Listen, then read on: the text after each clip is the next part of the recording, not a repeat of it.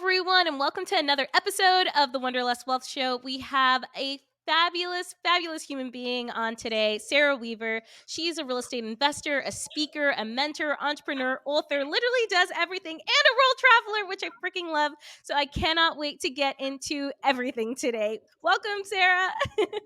Thanks so much, Olivia. I'm excited to be here.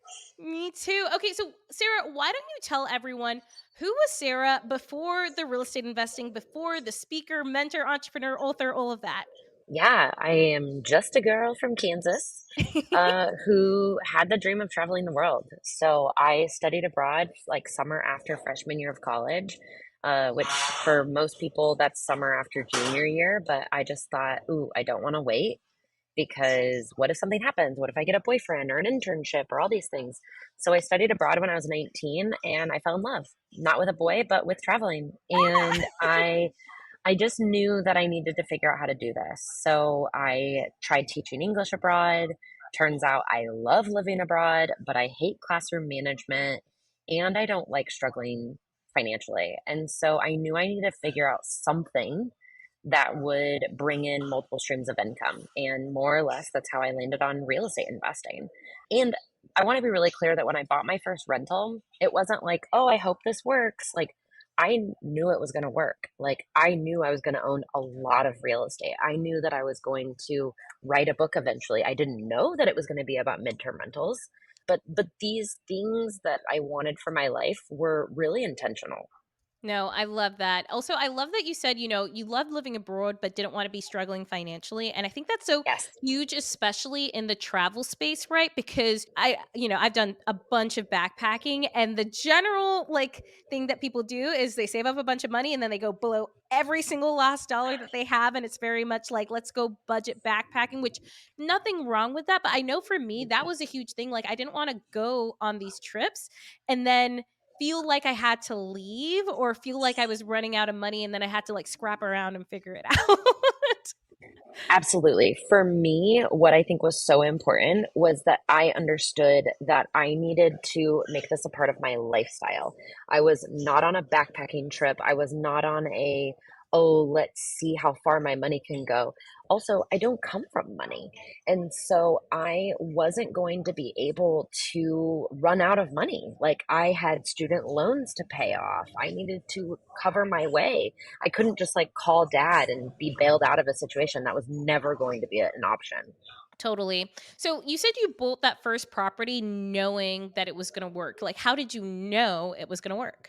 Yeah, I bought the ugliest house in the nicest neighborhood. So I knew worst case scenario, it was going to be a flip. Short answer is I had multiple exit strategies. So it was either going to be a flip, it could be a live in flip. I could live in it and flip it and avoid paying capital gains on the earnings if I lived in it for 2 out of 5 years. I could burr it if I wanted to. I didn't know the burr strategy at the time. I didn't understand, that acronym or how to do it, but I knew that I could figure it out. I love that. And I also love that you mentioned, how important it is to have multiple exit strategies because even when I bought Yeah. that first property, right? I was like, I'm going to run it as a medium term rental, a short term rental, a long term rental. Does it still work? Yes. Okay. Now let's go. And I think it's really important that everyone understands that if I could do it over again, I would have been even more clear because some of the renovations that I did, I probably went a little over budget. And if I was truly flipping it, it would have been different. And so about, 2 weeks into owning the property, I knew what my investing strategy was. And that's why I was so confident it was going to work is I had done a lot of research. I think that people are so fearful to buy real estate. But confidence comes from knowledge. And so I spent a lot of time and energy and knowledge on figuring out how to educate myself on real estate. Completely. So I guess you say you spent a lot of time on knowledge. How much time was that? When did you first discover real estate and until when you actually purchased that first property? That's a great question. I first was introduced, real estate is like this whisper in my life. So I knew some people that owned rental properties, but never really thought about it. Then I was the receptionist at a Keller Williams office when I was 16. Then I became a real estate agent at 25. But it wasn't until probably when I was 26 that it was like, okay, this is the way to build wealth. Like there are real estate agents that drive really nice cars, but they're all leased. They don't actually have money. They're, working like they're trading their time for money. And then there's the real estate agents in the office that are running a team, running a business, and they own a lot of rental property. And those were the types of people that I wanted to not only hang out with, but also be. That's so funny because I also got my real estate license before I started investing. I don't think it's necessary to get your license at all, but for me it was more of a means to an end, right? Like a way to make some extra cash to then put it into real estate, you know? Yeah, yeah, absolutely. And so I think what's really important is that people understand that you can be scared and still figure this out. Was there a moment where you were like, this is the time, right? Like now is the time to start purchasing properties? No, I think like by the time I decided I was going to buy real estate, I was like under contract like a month later. Oh, okay. Yeah. Okay. So, I guess tell me a little bit about that first property. Like, how did you buy it? How much was it? What strategy did you take? Yeah, I was living in Denver, Colorado, and I just couldn't figure out how to make the numbers work in Denver. And so I bought a single family home in Prairie Village, Kansas. It was about 900 miles away. And I used an owner occupied loan. It's called the Home Ready program, which means you were making like below a certain income threshold. And it allowed me to put 3% down. And so I put 3% down. My down payment was like 7 grand because the purchase price was 217, and they should have sold me that house for about 250, like 250. And so I went in with instant equity and I did a down to the studs renovation of the second floor. I turned it from a 3 bedroom, 1.5 bath to a 4 bedroom, 2 bath, like with my bare hands, and YouTube University. And I was able to put in a lot of like sweat equity. And so literally was doing the work. And then now the house is worth, at the time, it was probably worth 300. And now it's probably closer to, 425. Okay, that's awesome. And I love what you said there about YouTube University because YouTube is the best school out there. If you're gonna go to school, go to YouTube. That's amazing. So I guess once you got that first property, how did you get to the point where you could quit your job or you could go travel the world and maybe you were working while traveling? Like what did that trajectory look like for you? Yeah, I've always been working and traveling. I've only had like two periods in my life. I taught English in South Korea. I think I mentioned that. And I took 6 weeks off and like backpacked Southeast Asia before moving back to the US and getting a job. And then it was really cool. I got a job where I worked remotely. And so this was way before COVID. I've been working remote for almost 9 years. That was always what I was doing. So it was a little bit of Instagram versus reality. Like people are like, oh my God, you're always traveling. And it's like, yeah, oh my God, I'm working 9 to 5.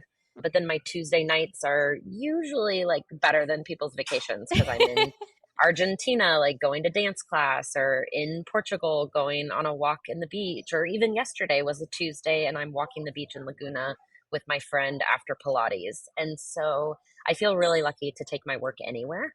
And that was really important to me 9 years ago. I love that. And so I guess because right now you don't have a W-2 job, you're a full-time investor, business owner. So when did that transition happen? Yeah, in 2021, I replaced my salary with my rental income. In 90 days, I picked up four buildings, a Oh my gosh. fourplex, a duplex, and a fourplex. And so, yeah, that was not like a hiccup. Like I bought a fourplex, a duplex, a fourplex. And the rental income from that replaced my income. And so that was when I finally like had the confidence to quit the job. Was I had my expenses paid for. I realized that I didn't want to necessarily be a true like full-time real estate investor. I didn't want to, sleep on an air mattress and renovate properties. I tried that. That lasted like 5 days. I was like, get me out of here. And I didn't want to drive for dollars. I found that first deal like by driving for dollars. I didn't want to do that. And so I was like, okay, what am I really good at? And I said, well, I'm really good at explaining complex problems and complex systems in a really simple way. In journalism, they teach you to write at a third grade level. So I was covering like the Senate and the House. I worked for the largest newspaper in Kansas and, writing these complex bills and explaining it at a third grade level. And so I just took that same skill set and applied it to real estate investing. And I've been teaching both real estate agents and real estate investors to invest in real estate for years now. That's amazing. Okay, but how on earth did you buy 4 properties in 90 days? Like, how did you finance those? What does that look like? Because so many people, I think, kind of get to that point where maybe they have 1 property, maybe they've got 2, and then you run out of cash, and it's like, "Okay, well, how do I keep going?" Yep. So at that point, I owned two properties. I owned a single family and a duplex. I already told you guys I put 7,000 as my down payment for that first one. Well, then guess what? I house hacked again, and my down payment on that second one was 5 grand. And so I only have $12,000 into these two properties. And it wasn't until 2 years later, or a year and a half to be exact, that I purchased my third property, which was a fourplex. And guess what? I house hacked that as well. And so my down payment on that was $11,700. And while I was under contract for that, I got sent this deal, which was two duplexes next door to each other. And they had the ability to BRRRR them, meaning I could acquire them, renovate them, rent them out, and then refinance and ideally get all of my capital back. And so that's exactly what I did. So I used private money from somebody I met on Instagram. I should say I met him at university, but he had been following me on Instagram. And actually, Olivia, he sent me this message. He was like, "What the F do you do?" And I said back then, which is so funny, you guys, because I'd never done this before, but I was like, "Oh, I actually help people build wealth through real estate." Oh my And he was gosh. like, and little did I know he had been lending to flippers, but the flipping had dried up. And Mhm. so he had this capital he was looking to deploy, and he knew, liked, and trusted me just from, meeting me at university and then following me for years on Instagram, and thought it was cool that I traveled the world and bought real estate. And so he was my private money lender. I used a hard money lender. And I did exactly that. I renovated the house, I rehabbed all 4 units, and then refinanced and got every dollar of my capital back, except for some money of the renovations, which I paid for out of my own pocket. And so I only had 11,000 each. So about $22,000 in that property. So now, like, let's do quick math. I did 12, another 12, and then 22. Like, I'm not in for that much money. But like you said, you run out of capital eventually. And so when I had the opportunity to buy the fourplex next door to my fourplex, I brought in a capital partner. And so they paid for the down payment and we own that property together. I love that. And so people also don't realize the power of telling people what you do, right? Because there are so many people sitting around who are working either corporate jobs or are just like super wealthy, or you just don't know. You literally don't know if people have a savings account or an old retirement fund that they may want to use, right? That they can potentially partner with you or be your private money lender to finance these deals. So it's so important to tell everyone what you're trying to do. I remember even when I got my first duplex, I was just telling everyone that I really wanted to get a duplex. And my friend sent me this one while I was traveling. I was like, okay, putting an offer in. But it's like I never would have, had that opportunity if I didn't tell every single person that I was looking for a duplex. Yeah, and I think people are really nervous because I hear it all the time. Like someone said, like, well, who am I? Like, who am I to say that I own real estate or invest in real estate? And you just come as you are. Like, I don't pretend to be an expert. I have only been doing this for 7 years, and so there's people that are 10 steps, 2 steps, and 20 steps ahead of me, and I never try to pretend that I'm them. I'm just Sarah. I'm like just a girl from Kansas that wanted to travel the world and invest in real estate. Ugh, I love that. So, you're doing all of this while traveling. How are you able to manage everything while traveling? Do you have a team? What does that look like? Yeah, so in addition to running a coaching program called the Mentorship Program, I also own a design firm. And so we help real estate investors analyze, furnish, and launch their next furnished rental.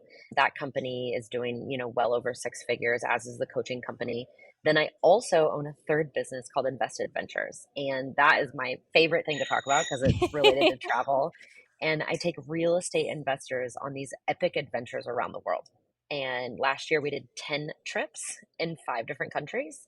And last month, or I should say February, we went to Antarctica. So Ah, we're talking like epic, epic trips, right? And I think that it's really important that people realize I don't do all this by myself.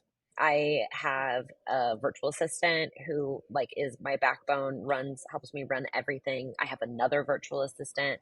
We have contractors that help us with the design work and installs of the design company, and it all has systems. I would not be able to do all of this and travel full time and self manage 17 of my 19 units and keep a smile on my face if I just wasn't incredibly organized. No, that is so fair. And, that's definitely something I've had to realize for myself is before it's not even that I was trying to do everything by myself, but I think at the beginning, it's just a natural thing to just do everything by, especially if you're coming from a corporate background, right? Like you don't have the luxury of hiring a VA to work on like I was in oil and gas, right? And so everything's super encrypted. I literally couldn't even get into my Gmail from my work computer, type of situation. Right? So it's like Oh, you have wow. to do everything. So then when I'm like suddenly put into this place of entrepreneurship where you can hire people to help you or you can partner with other people so you're not taking all of the load, it's such a beautiful and incredible place to be in. Yeah, and I think at the beginning, especially when you have one or two rentals, it is a little hard to hire a VA. And so that's why I started answering that question by showing people, yeah, I run all these other companies, and so having support on my properties and self-managing my properties, I wouldn't say is easier because it's a lot of moving pieces, but it made perfect sense for me to hire really early on. Like Yeah. my VA has been with me, it'll be 3 years this summer. Love that. So I guess what made you want to actually start the businesses, right? Because I feel like there's a lot of people who like to travel or like to design, right? But they don't necessarily want to create a whole business around travel. Maybe like I feel like that's kind of like me right now with the travel space. I love traveling, but I don't have the mental capacity to like plan trips for other people, right? So like what made you decide to actually create a whole business around it? Yeah, so for the design firm, I don't do any of the design anymore. And Yeah. so if design was my like life's passion and my like first love, then I probably wouldn't be really happy running Aria Design Services. Mhm. But what's my true love? My love is helping people reach financial freedom through real estate investing. So my coaching program is like where I shine, and I am in the coaching seat in that company, whereas I have someone else in the marketing seat or the sales seat. So the seat that I'm in for Aria Design is I'm in charge of sales, I'm in charge of marketing, I'm in charge of owning and running and operating that business. And that's where I thrive. So I love running a company. When it comes to travel and owning invested adventures, I do love the logistics. Is it my favorite part? No, but damn, I'm really good at it. I wouldn't consider myself a detailed person because that's not like where I live and where I'm best, but I'm a high D on the disc assessment and a high I, which means I love making decisions quickly. I love working with people and I love efficiency so much that I'm wildly organized. And so owning and operating invested ventures is way different than, oh, I like to travel. I mean, Totally. someone that likes to travel should go on a lot of vacations, like Right. make a lot of money in whatever thing you're really good at, and then go on a trip. But I actually love running the trips because the trips are so much more than, oh, we went to Antarctica or, oh, we went to Guatemala. Like at one of my Guatemala retreats, like someone, realized that what they were doing wasn't making them happy. And we laid out a step by step plan on how they could change it. And then guess what, Olivia? They did it. Like Yeah. they went home and they put in the work. I had someone come on my African safari and hike Kilimanjaro with us. So she was with us for 21 days. And 4 days after she got back, she went under contract on her first house hack. Ugh, And so, what I love about invested ventures is that I'm doing way more than trip planning. I am creating a really safe environment that people can open up and be vulnerable, but even more importantly, I'm really pushing them. I mean, anyone that's been on my trip will tell you, like, whoa, you cannot hide from Sarah Weaver. Like, she will crack you open.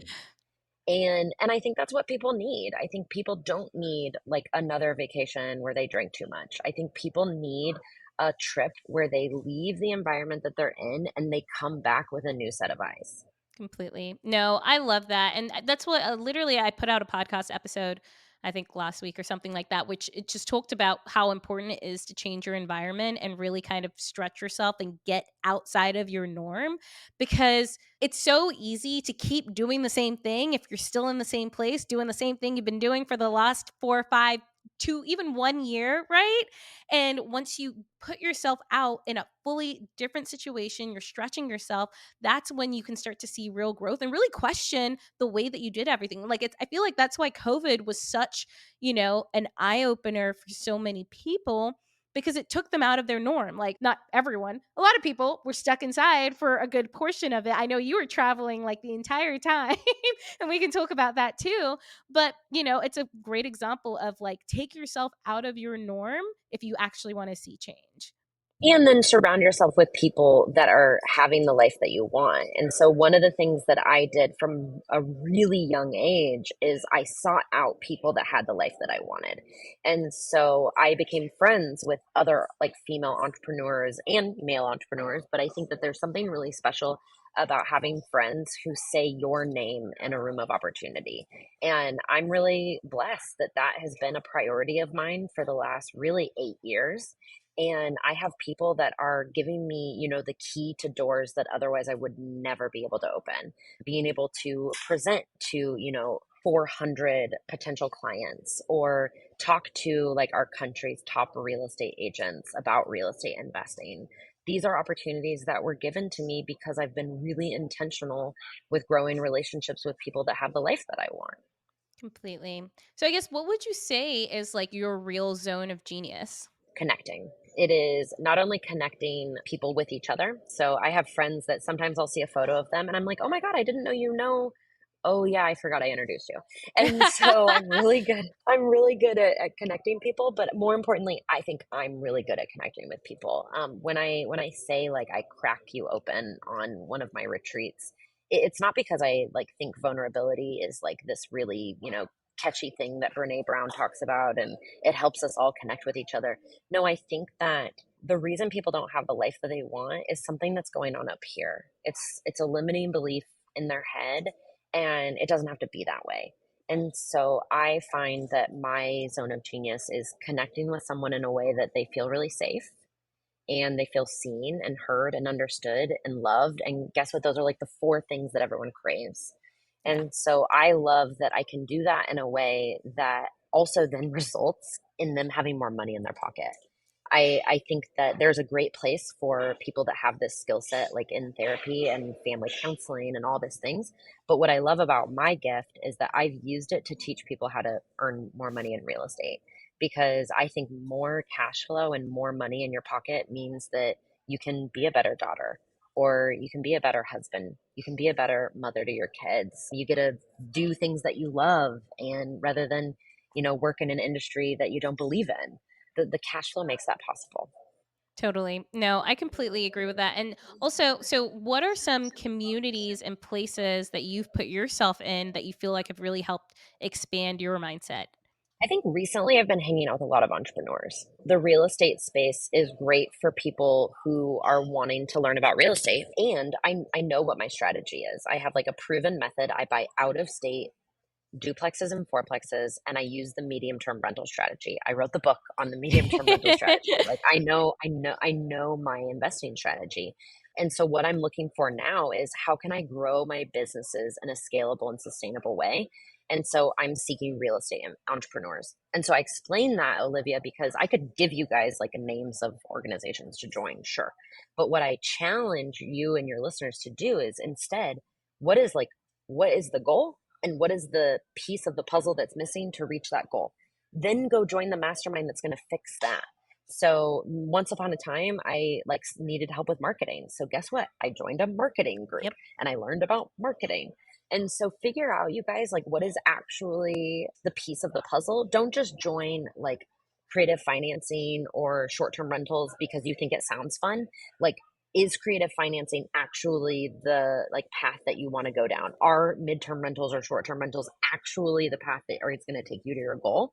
Or is it syndications, or is it long-term buy and hold? I think you need to figure out that, and then join a mentorship, a mastermind, a community. I completely agree. Like, I'm literally recording a solo episode here about like how to pick a mentor or coach. And it's like at the end of the day, it's where do you see yourself? What is this like? What do you actually want from all of this? Right? You don't just hire a mentor and coach just for the sake of it. Is like, where are you trying to go? Who do you like? Who have you seen that has gotten to that place and you actually kind of want to either live their lifestyle or there's something about it that you admire, right? That's the person you want to learn from, not necessarily because someone has 500 doors or whatever. If that's what you want and you think that that is going to get you closer to your goals, amazing. But really think about like what do you want? Because that's so different for every single person. I always tell people like you wouldn't want to live my life. Like I love my life, but you would probably hate it.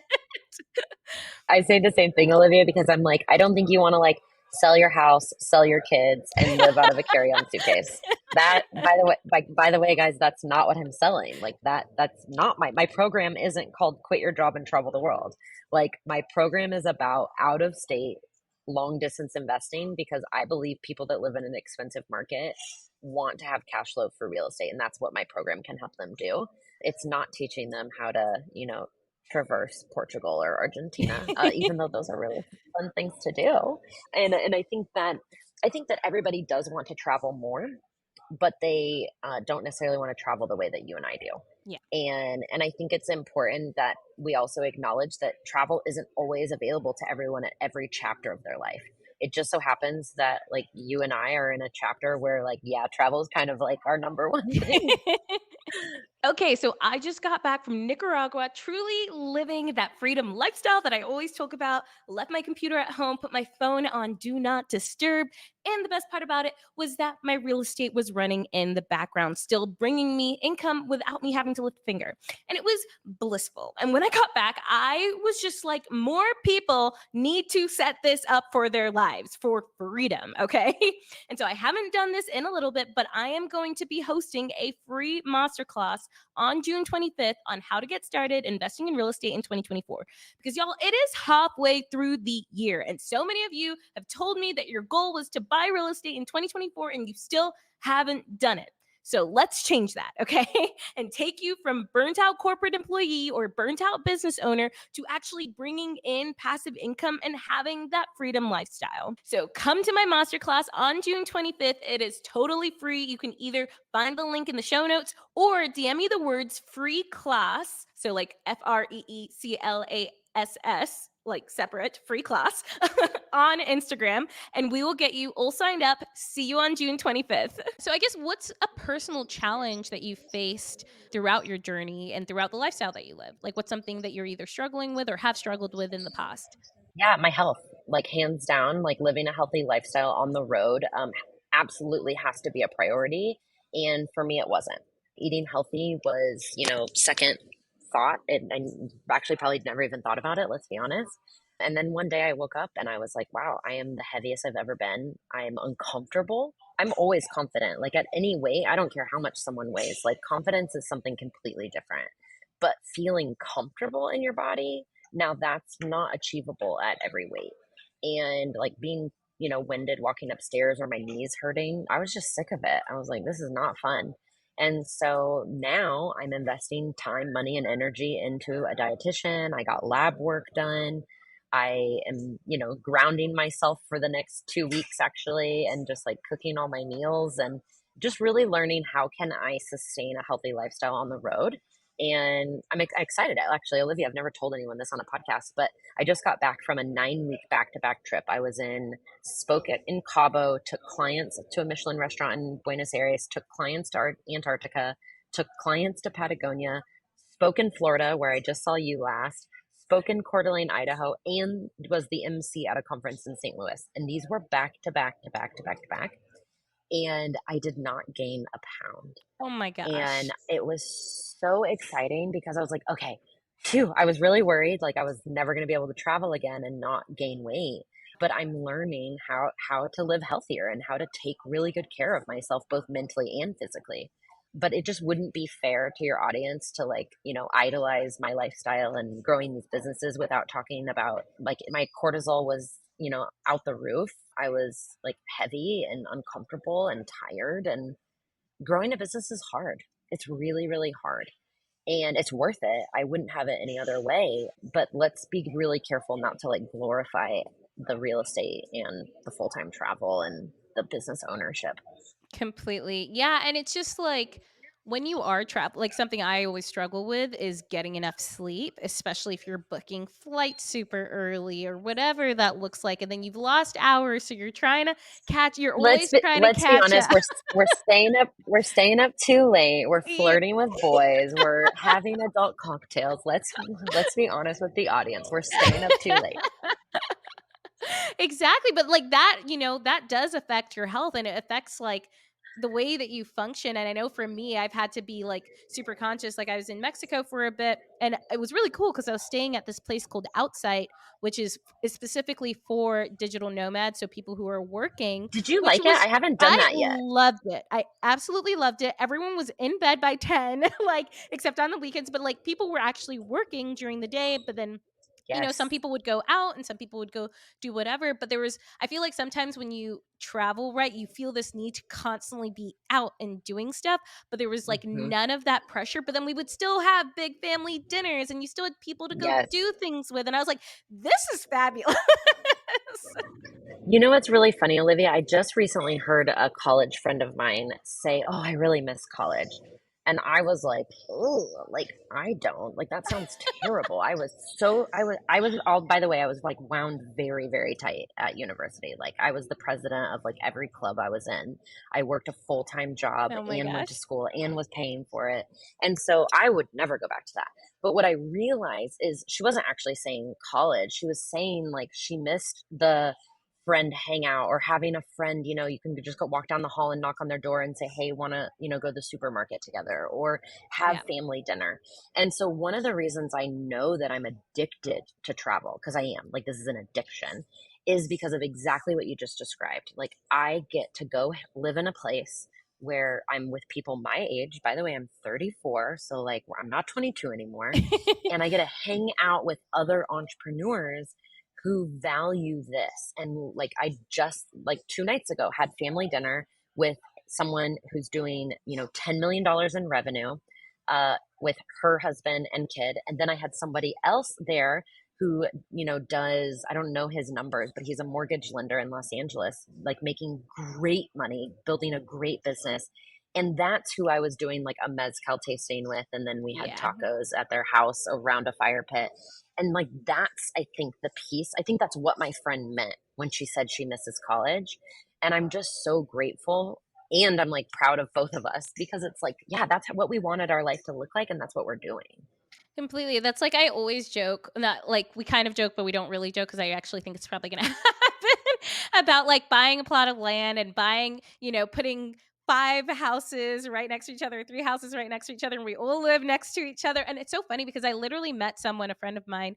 He moved back to Houston and his whole goal was to like live on the same street with his friends. And he did exactly that. And yeah, it's just like that community aspect and being able to have your people around you all the time, people to do things with. I think that's why I love also like Europe so much and South America so much because it's such a community based location, right? Like people, you go out there and you do activities with people during the week, and that's totally normal. Whereas a lot of the time in the US, that isn't quite as normal. It's like, nope, you don't hang out during the week because it's a school night, and then on the weekends you maybe do one activity.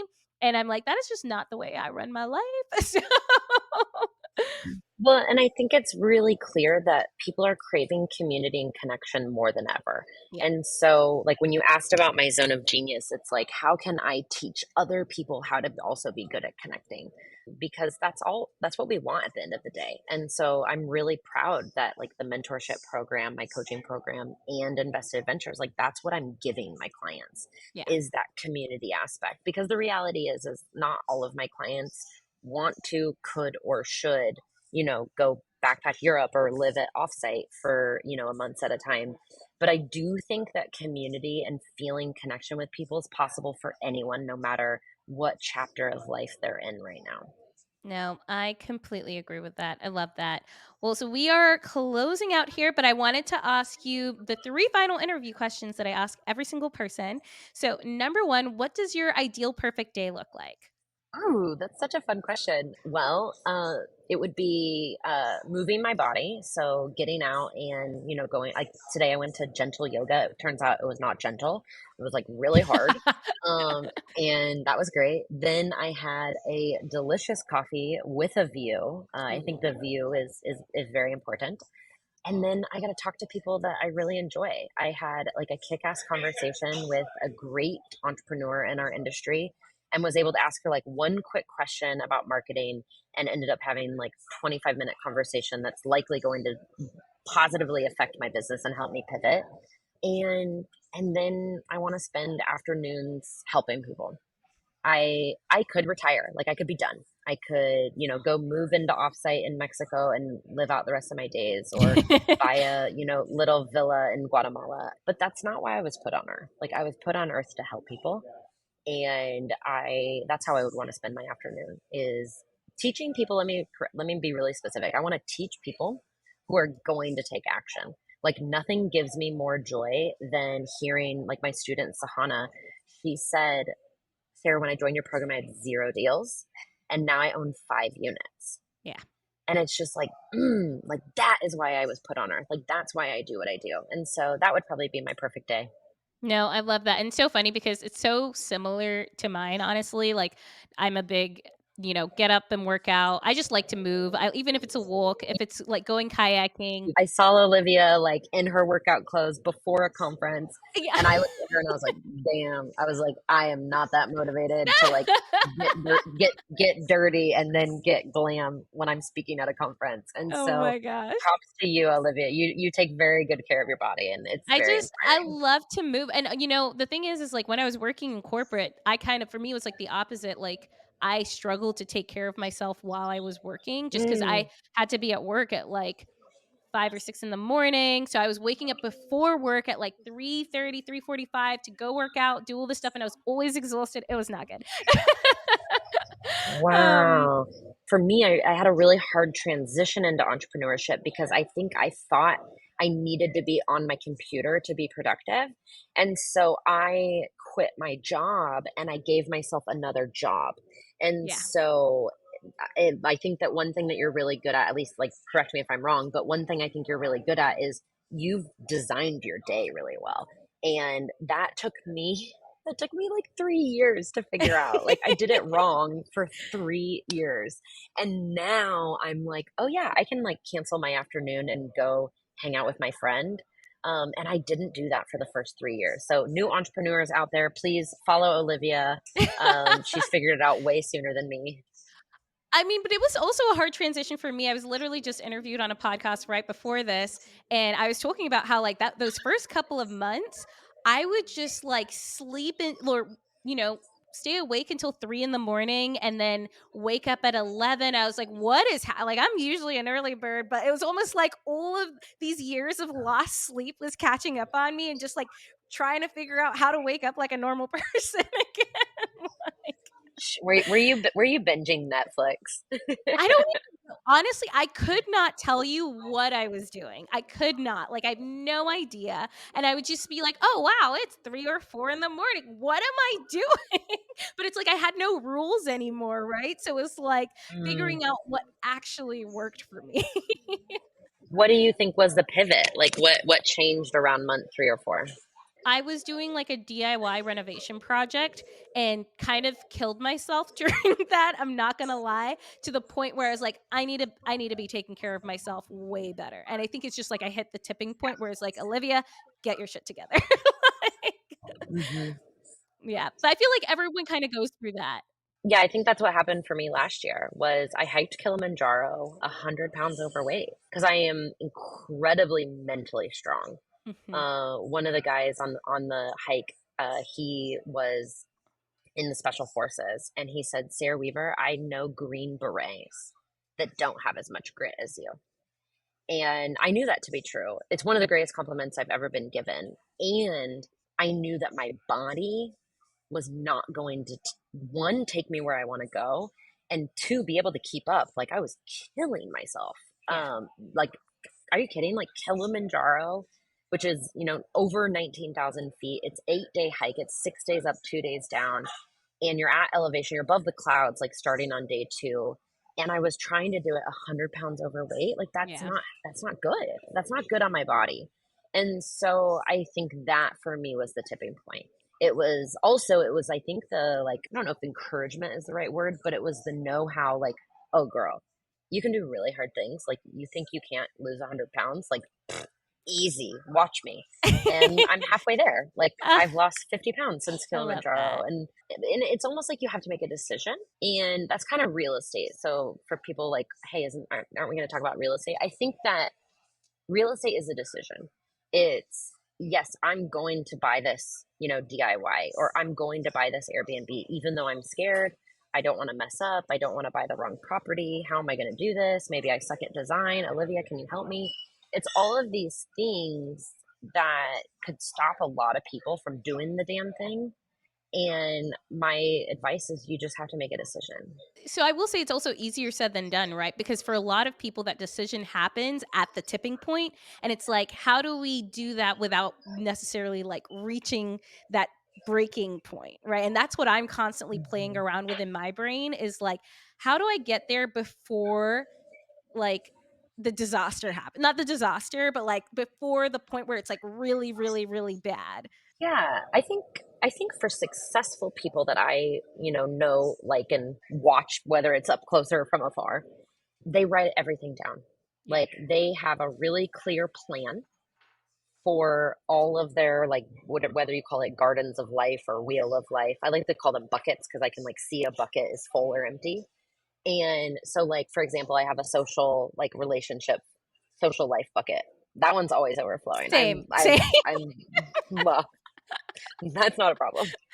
And then you have your family relationship. So for me, I don't have, husband or kids, but I have a family. And, like, what's my relationship with that? And how can I be better at filling up Yeah. that bucket? Then you might have religion or spirituality. Then you have health and fitness. Then you have business and career. I also, like, consider, like, growth and development. Like, how am I growing as a person? One of them. And then, of course, my, like, finances. So how's my, like, actual financials, investments, where's all my money, where are my streams of income? I think these are all of the buckets of life. And I think successful people have a written plan for each and every one of these, and that's how they avoid that hitting the breaking point. Yeah. Which I think it's really courageous that, like, both of us are admitting, like, oh, we hit it. But I hit it in that health and fitness, like, bucket, we'll call it, because I didn't have a plan. Yeah. I had no plan. There was no workout class I had on my calendar. There was no membership to a yoga studio. By the way, I signed up for yoga today. Ooh, I love P.S. it. P.S. I hate yoga, Oh but I my know I gosh. need it. So I think that's the antidote, is having your goals written out. That's so stinking cheesy and, like, might be like the lamest answer, but it's like it's that easy. Yeah. Like, write down your freaking goals, guys. No, I mean, that's the first thing any student who comes into my coaching program, like, it's, what do you want? What are your goals? Let's figure this out. Let's write it, cuz yeah, it's like otherwise you're just kind of going into life blind, and I think for most of our Hmm. life, honestly, that is kind of what we do, right? Like for a lot of people, it's just you start working and you kind of have a vague plan. Maybe I want kids eventually. I don't know. Maybe I'm going to retire at some point, but you don't really take the time to write out where you actually Hmm. want to go and put a plan in place to get there. Okay, so I But have a question for you. Like, yes, where are you going? Like, tell me, like, where is Olivia going to be in 3 years? I love that question. So we've kind of got lots of different buckets, kind of like what you said with my social life. I have no concerns. I'm like, that's just like, it's like social and family. I feel like I'm just so happy and it's just easy, right? Like I don't really have to think about it. I always, take time to look back and be like, okay, how is that actually looking? But it's just so easy that I don't have to think about it. From a business standpoint, I really think my like coaching program, there's so many lives and people's lives that I want to impact. It's like my baby, it's my bread and butter. It's like it's kind of like what you said. I love seeing the small little things. And it can be anything from being under contract to having saved an extra $1,000 for a property for a down payment. I'm like, that's Huge. Like I literally just got off of a call with one of my students who ever since she joined within like less than 3 months saved $9,000 for her property, and now she's like ready to start putting offers in, and I'm like, this is incredible. That's huge, right? So I love the coaching program. I honestly also just feel like I'm a one to many. Like I love impacting a lot of lives. I think I'm able to impact people really deep, but I also feel like I have this ability to impact so many people. Like I see it as millions, you know? And so that's kind of where I'm taking that. From a real estate standpoint, I actually am going to stop buying like residential deals and go into the commercial space though for boutique hostels, because I love hostels. I used to really enjoy them when I was younger, but now I've kind of hit an age where I've kind of outgrown a lot of hostels, right? It's not the same type of traveling that I do, but I love a lot of what comes from it, right? It's like that communal living. It's being able to have people to go do activities with and have friends. So it's kind of taking the boutique hotel and the hostel and merging it to make it this like beautiful, fun, like travel experience too. So that's my goal in terms of acquiring. Okay, I want to keep going on your other buckets, but I have to tell you, I cannot wait to introduce you to like this incredible woman. Her name is Deidre. I think her last name is Matthews or Matthias. Sorry, Deidre, I don't remember your last name. She runs a hostel in Houston, Texas called the Ooh, Wonder Stay. And Wonder Stay actually won a grant from Beyonce's like entrepreneurial group, what? where because Beyonce is from Houston, and so Deidre applied for this, and she is just so inspiring, and so I'm so excited to connect you with her. Is she in Um, Houston right now? mhm. I'm going to be in Yeah, Houston on Saturday to next all of next week. So gosh, man, I I'm so love glad I that. asked you this. Then, okay, sorry. Okay, so then tell me about. Okay, so we talked about like your social life, your business, your real estate. What about the Um, other parts of Olivia? Like, Yes. where do you want to So be in 3 years? romance is a big one for me too. I do think like within the next 3 to 5 years, I want to be married. I don't want kids within the next like 5 years. 35 is when I think I'll be ready for that. But I very much think like my early 30s are for me. I just want to there's so much I want to do before having children, and I'm not like worried about having children even if I'm unable to have children later down the line. I think I'd adopt, but I know that building a family is a big part of me, which is really crazy because if you told me this like when I was a teenager, I'd be like, I don't know, like that seems like a lot. But I realize it's like such a big part of who I am, and I just like I family is such a I have that desire, right? And then what are the other buckets? Health is one of my big, but it's also another one that I don't like worry too much about. I think it's like kind of ingrained in me, but I have some big like hikes that I want to do and rock climbs that I want to do, so those are on the list. Cool. Yes.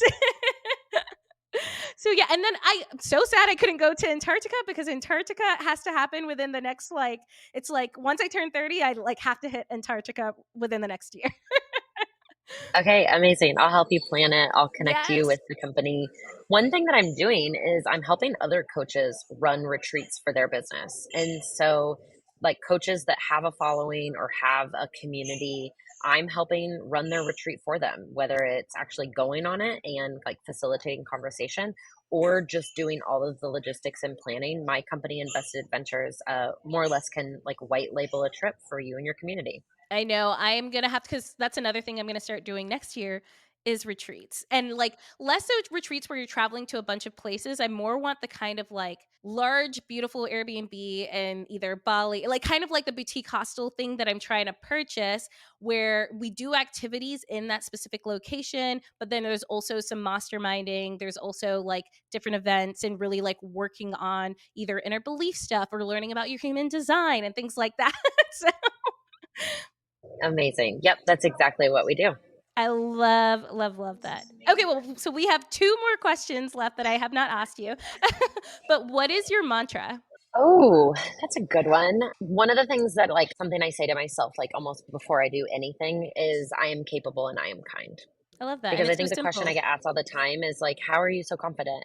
And sometimes it's like, comes with, like, this, like, question that they're not asking, which is like, your portfolio's not that big, or you haven't been doing this that long, or you're so overweight. Like, how are you so confident? And I just really know I'm capable. Like, I really believe that. And then kindness is one of my biggest values. I think the world would be a lot better if people could just be a little more kind. Well, and it's so funny because I went to BPCon and I brought like my best friend who's like my business partner and some stuff, and then she also helps me out with the coaching program. And she actually went to go see your talk, and she was like, "Sarah just seems like a really like kind, genuine human being," which is huge. And the fact that like which we'd seen so many people throughout the weekend, but she explicitly like remembered you just from your genuine kindness that comes from you, and that's so huge, you know. Thanks. Oh, you're gonna like make me tear up. Like, that means so much to me because sometimes when you get handed the mic, you get this like ego complex. And it's so important that people understand that like you are just putting one foot in front of the other. And I do think I'm more brave than other people. I wish people could be more brave. I know that I'm more confident than other people. I wish people could be more confident. And like, there's so many things that I'm not good at. And everybody has this like thing inside of them that they can be successful, because success can look like anything.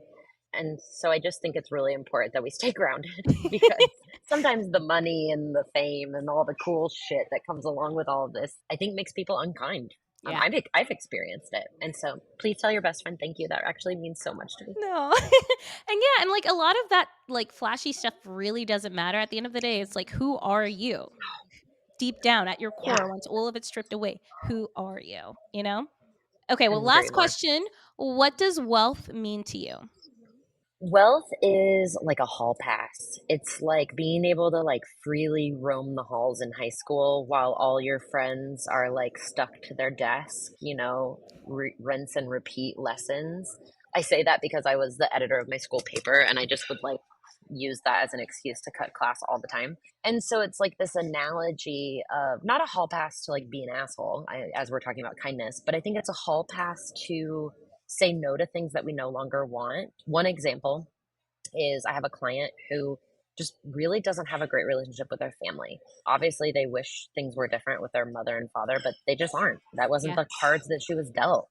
And so for her, wealth means that she takes her and her family, which like she calls her chosen family, on a kick-ass trip at Christmas. Like, that's how she celebrates her holidays. And wealth is that hall pass saying like, hey, this is how I choose to spend my time. Wealth also for me, like in the last 7 months, has meant that I'm working less. I'm tied to my computer less. I hired an expensive dietitian. It was a hall pass to say, hey, Sarah, you're worth the investment. Yeah. And that has a price tag on it. I want to be really clear that like the dietitian and the labs and the eating healthy, it all costs money. And so for me, that's what wealth is. I love that. No, that's so true. Okay, Sarah. So, where can people find you if they either want, to get some mentorship or if they want to go on one of these epic trips? What's the best way for them to find you? Yeah, everything's on my website, sarahdweaver.com, and my Instagram. They can message me at Sarah D. Weaver. If they need help, we didn't talk a lot about midterm rentals, but they can buy my book. They can check out the book. It really is like that's the vehicle to all of the freedom and the cash flow and the possibilities. But as like we mentioned, like wealth is so much more than how many doors someone owns. And so if there's anything I can do to help, you guys please reach out.